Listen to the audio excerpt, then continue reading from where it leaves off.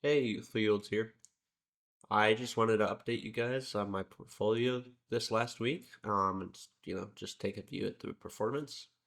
So yeah, let's just start on the overview. Um, so as you can see, we kind of started, around what 2,924, and we're sitting just about almost 3,000. We actually hit 3,010 at one point on the 19th, which is pretty exciting. Went down to 3,000. We've dropped a little bit since then, but so far we're up about, almost 2% for the week, which is very nice. And if I turn this to total return, you can see some of these numbers are getting lower that were negative, such as Coney and Misty, also MZ. So that's starting to be, a good sign.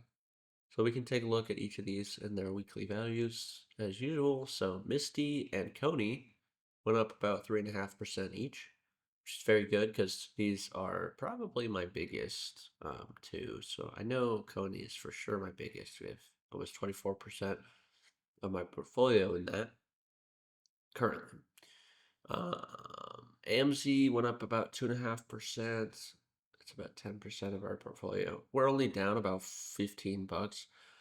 The problem is, I mean, the past distributions haven't been amazing. You can see here, it's from technically the August dividend. We got $10.50, and before that was $7.50. So not amazing. Compare that to like something like Coney. Obviously, we have way more money in Coney, but the yield is also higher. You see, $57, $20. So, same thing with Misty, $41, $25. So, hopefully this is gonna jump back up with its yield, but we can't really expect much with AMZ just because it's not a very volatile stock. That's kind of why I bought it originally. What I might do um is sell off a little bit of AMZ or maybe all of AMZ when it kind of rebounds a little bit more closer to that um break even point, and then maybe put some in QDTE because this has also gone up about $2, or sorry, 2% this week. We're very close to um zeroing out on this as well, which is very good for a dividend stock. You don't want to lose any, obviously, but I mean, the goal would be to gain some capital growth, but you can't win them all. So, but you can see consistently, we only have two shares, and we have 66 cents, 89 cents, 39 cents. It's been pretty decent so far. And that's kind of why I want to do something in QDTE. But I also want to get an RDTE as well, because right now we have a lot of overlap. So you can see most of these, actually all of these symbols on the top, in one way or another, are dealing with both the Nasdaq and the S&P. So Misty, Coney, AMZ, Phoebe, um, and Nvidia, those are all on the Nasdaq as well as S&P. And QDT is, the Nasdaq, and XPXL is also the S&P 500. So having some exposure to some of those small cap stocks would be honestly a really nice diversifier. But again, it's a little early for me to kind of want to get into RDT personally. It's just a little bit, I wouldn't say dangerous. It's been very good the last little bit. If we look up RDT and we go, I think like the last month, it's gone up like 8%, but all it takes is one little tiny dip for this to come crashing down. So I actually think that it's going to at some point. Now, obviously, there's the rate cut recently, so that's going to help these small cap stocks um a lot. and that's probably where a lot of this jump comes from. But I mean, maybe not. So overall, it's been pretty steady, up and up and up. This is the one time that looking. I mean, obviously, it's only been you know 2 weeks, not even.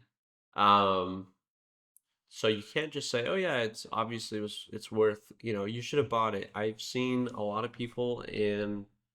Well, there's one specific person in Retire on Dividends Discord on the Round Hill channel. It's kind of preaching, "Oh, you should buy, you should buy, you should buy." But we just don't know yet, right? We haven't seen a market crash, um, or really a bear trend since this has released. So we don't know how that's going to get affected, how RDT is going to get affected. So that's why I'm kind of staying a little bit back. Now, obviously, the yields are probably going to be pretty nice. They're probably going to be really similar to XDTE, or sorry, QDTE. Actually, have they released? Uh, let's see. I don't know if they've released any. Oh, they have. No, I don't think they have distribution history. So their first distribution's coming actually, I think later this week. So that's interesting. I guess we can look out for that and review that. Maybe make a little small video on that. But yeah, I don't know. For me, I just kind of want to hold off a little bit. Um, Phoebe, 3.5%. This is like really interesting that we've actually gotten so much growth here. Uh, from Phoebe, 6%. We only have roughly 5 shares, which just only equates to about $100 currently. And the dividends that we've gotten have obviously not been amazing. $2.65. So that's probably gonna go up a little bit, but I might sell this because we've already gotten a little bit back, and really there's no point in holding something like this. I could probably throw this in XPXL, which is honestly probably where we're putting more and more of my money in as well. So you can see we've already earned 5%. For the reminder, this is a 3x leverage ETF on the S&P 500. But this is this is probably my go-to growth stock. If you look at total return in the last, 10 years or whatever, compared to just S&P or SPY, this definitely outshines it. So don't let people say, "Oh, short-term leverage stocks or leverage ETFs are just bad." That's true. But if you look at it long term, I do not think they're bad at all. And neither do the charts. So if we look at Nvidia actually had a loss this week of 2%. So that's interesting. We're actually down about 17%. Now I did buy relatively high on Nvidia. Obviously you can see that, but it's still paying out pretty decent dividends. You can see here $20 the last 2 times. And yeah, I mean, I can't really complain as long as I'm getting somewhat okay dividends. I don't really mind as long as this doesn't drop that much. Now, obviously, 17% is kind of a lot, but I don't think it's enough for me to actually want to get out quite yet. So, plus you have to mix it in. Like, you can't just look at how much it's lost. Obviously, you have to look at also the total return, right? So that's the loss, the capital growth loss plus the total dividends paid out. So realistically speaking, this is actually paid out pretty well. This is not negative 17% with that. I wish Robinhood's had something for total return, but I don't think they do. And I'd imagine they're not coming out with something like that in anytime soon. Lastly, USD, which is the semiconductors ETF. This week we went down 2%, which for a leverage ETF, it's actually not terrible, obviously. But not amazing. We've still gone up already 11% since we bought it, which we can come down here. We bought on August 1st. It's been just about a month and a half, almost 2 months actually, and we've gone up 11%. So I'm still very happy with this purchase. But not an amazing week. Obviously, we're still up. We're still in the green, so I'm happy. But to me, I do kind of want to sell a few of these, kind of reduce our total, you know, number of stocks, but also give us more diversity. I like stocks that aren't single stocks, to be honest, or you know, because these are just more risky, right? Obviously, with risk, you have volatility usually, but at the same time, sometimes that doesn't outweigh uh, the chance. Oh, excuse me, the chance of your total return. So preferably, like I said, I'd like to kind of maybe downsize a few of these, sell them out, and put them in RDTE just to start getting those benefits out.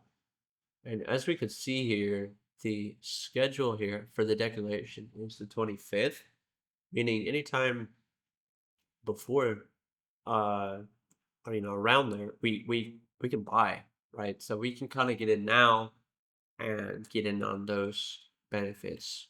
Also, just a reminder, obviously, if you didn't see my other video on the Yield Max funds, a lot of their funds are kind of switching to this weird pseudo weekly plan. So Yield Max or YMAG and YMAX are both weekly now, where now each of their ETFs, their single ticker ETFs, are going to be kind of spread out. So instead of the second week of the month, it's now based on the group. So if you guys want to check out that video, you can.